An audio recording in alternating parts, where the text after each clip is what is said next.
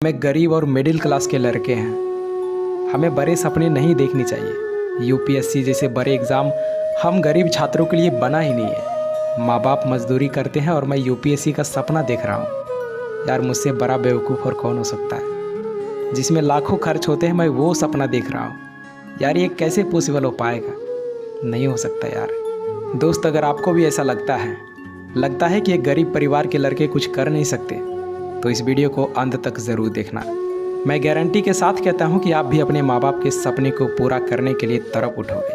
तो चलो इस वीडियो को शुरू करते हैं। दोस्त सफ़ीन नाम का एक लड़का गुजरात के सूरत में अपने पेरेंट्स के साथ रहते थे। इनके माता पिता डायमंड यूनिट में काम करके अपने परिवार का गुजारा करते थे, लेकिन किसी कारण से उनकी माता पिता दोनों की नौकरी चली जाती है। दोस्त नौकरी जाने के बाद एक हंसता खेलता परिवार पैसों की कमी से जूझने लगा, मानो दुखों का पहाड़ टूट गया हो। नौकरी चले जाने के बाद उनकी परिवार की स्थिति बहुत ख़राब हो गई थी, लेकिन एक बाप इतनी जल्दी हार कैसे मान सकता यार। अपने परिवार की स्थिति सुधारने के लिए, अपने बेटे की स्कूल की फ़ीस जमा करने के लिए इनके पिताजी घर घर जाकर इलेक्ट्रीशियन का काम करने लगे। और इनकी माँ दूसरों के घरों में रोटियां बनाया करती थी और कभी कभी शादी के फंक्शन में जाकर भी रोटियां बनाया करती थी। लेकिन क्या आपको लगता है कि इतने में घर का खर्च और पढ़ाई का खर्च निकल पाएगा? नहीं दोस्त। जिस प्रकार से हम अपना सिलेबस को कंप्लीट करने के लिए एक्स्ट्रा टाइम देते हैं, उसी प्रकार से घर के खर्चे को चलाने के लिए इनके माँ बाप भी एक्स्ट्रा काम करने लगे। कुछ पैसे अतिरिक्त कमाने के लिए इनके पिताजी और माताजी जाड़े के दिनों में सड़क के किनारे उबले हुए अंडे और चाय बेचने लगे, जिससे कि वह अपने परिवार का पालन पोषण कर सके और अपने बेटे की पढ़ाई में कोई दिक्कत ना हो। यार एक बाप अपने बेटे की पढ़ाई के लिए अपना सब कुछ कुर्बान कर देते हैं। ना दिन देखते हैं ना रात, ना गर्मी देखते हैं ना बरसात, ना धूप ना छाँव। यार कोई फ़र्क नहीं पड़ता इनको, क्योंकि इनके कंधे पर जिम्मेदारियां होती हैं। दोस्त इनकी माँ भी कम नहीं थी, सर्दियों में भी पसीने से भीग जाती थी। सुबह 3 बजे उठकर 200 से अधिक रोटियां बनाना आसान नहीं होता, और इतनी मेहनत के बाद इन्हें कुछ हज़ार ही मिला करता था। सफ़ीन हसन अपने परिवार को हमेशा पैसों की तंगी से जूझते हुए देखा है। अपने परिवार की इन परिस्थिति को देखकर सफ़ीन हसन ने जीवन में कुछ करने की ठान ली, कुछ बनने की ठान ली, क्योंकि अब वो समझ गया था कि कोई अगर इस परिवार की स्थिति को बदल सकता है तो वो मैं खुद हूँ। मेरे सिवा और कोई इसे बदल ही नहीं सकता। मैं इस स्थिति को बदल कर रहूँगा। लेकिन सफ़ीन को यह पता नहीं था कि उन्हें बनना क्या है। एक दिन सफ़ीन के गांव में जब जिला अधिकारी आए, जिला अधिकारी के प्रति गांव वालों का सम्मान और इज्जत को देखकर सफ़ीन काफ़ी हैरान हो गए। जब उन्होंने एक व्यक्ति से पूछा कि यह कौन है जिसके साथ इतने अधिकारी और सुरक्षा गार्ड की गाड़ियाँ चल रही हैं, तब उन्हें किसी ने बताया कि यह हमारे ज़िला के अधिकारी हैं।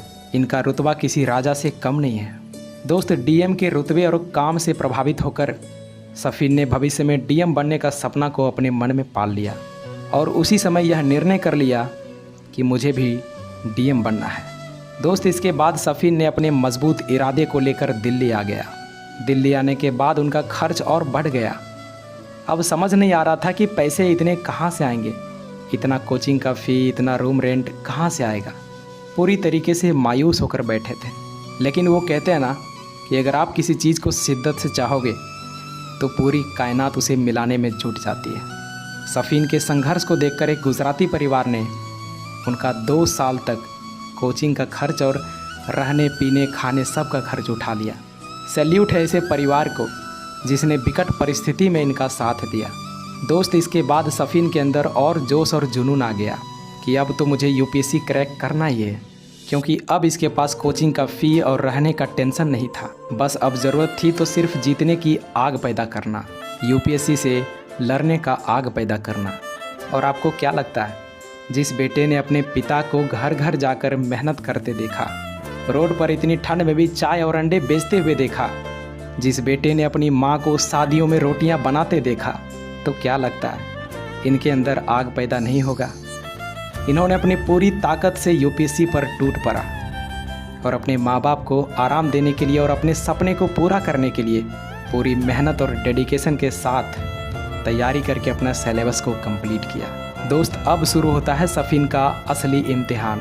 दरअसल जब ये यूपीएससी का मेंस एग्ज़ाम देने जा रहे थे तो रास्ते में ही इनका एक्सीडेंट हो गया और इनका पैर, इनका हाथ सब लहूलुहान हो गया था। अब इनके पास दो ऑप्शन था, या तो ये हॉस्पिटल जाए या फिर एग्ज़ाम देने के लिए जाए। लेकिन अगर हॉस्पिटल चले गए तो मेंस एग्ज़ाम छूट रहा था। कुछ देर बाद इन्होंने सोचा, अगर मैं यहाँ से बैक हो गया तो मेरे माँ बाप को 2-3 साल और मजदूरी करना पड़ेगा, और अगर मेरे रहते अपने माँ बाप को कोई तकलीफ़ हो तो मेरा रहना और ना रहना में क्या अंतर रह जाएगा। फिर इसने देखा कि मेरा राइट हैंड तो सेफ़ है, जिससे मैं मेंस एग्ज़ाम लिख सकता हूँ, वो तो सेफ़ है, मैं जा सकता हूँ, आई कैन डू इट। तो दोस्त, इनकी 2 सालों की मेहनत और इनके माँ बाप का स्ट्रगल इन्हें एग्ज़ामिनेशन हॉल की तरफ खींचता चला आया, और अपने मजबूत इरादे और परिवार के संघर्ष को अपनी ताकत बनाकर सफ़ीन हसन 2017 में देश की सबसे बड़ी और कठिन परीक्षा कहे जाने वाले यूपीएससी एग्ज़ाम में 570 रैंक हासिल की और सबसे कम उम्र की आईपीएस अधिकारी बनकर अपने देश, अपने राज्य और अपने माता पिता का नाम रोशन किया। दोस्त, सफ़ीन हसन के संघर्ष और सफलता की कहानी देश के उन लाखों युवाओं को प्रेरणा देती है जो हर साल यूपीएससी और अन्य परीक्षा में भाग लेते हैं, लेकिन थोड़ी सी कठिनाई में अपना हौसला खो देते हैं और विपरीत हालातों से हार मानकर अपने लक्ष्य से भटक जाते हैं। दोस्त, सफ़ीन हसन की कहानी हमें बताती है कि कैसे कोई मनुष्य कड़ी मेहनत और अपने लक्ष्य के प्रति एक निष्ठा रख के कठिन से कठिन लक्ष्य को भी हासिल कर सकता है। तो आई होप ये स्टोरी से आपको बहुत मोटिवेशन मिला होगा, और इसी तरह के स्टोरी को सुनने के लिए इस चैनल को सब्सक्राइब ज़रूर करें। मैं मिलता हूँ आपसे अगली वीडियो में, तब तक के लिए जय हिंद, जय भारत।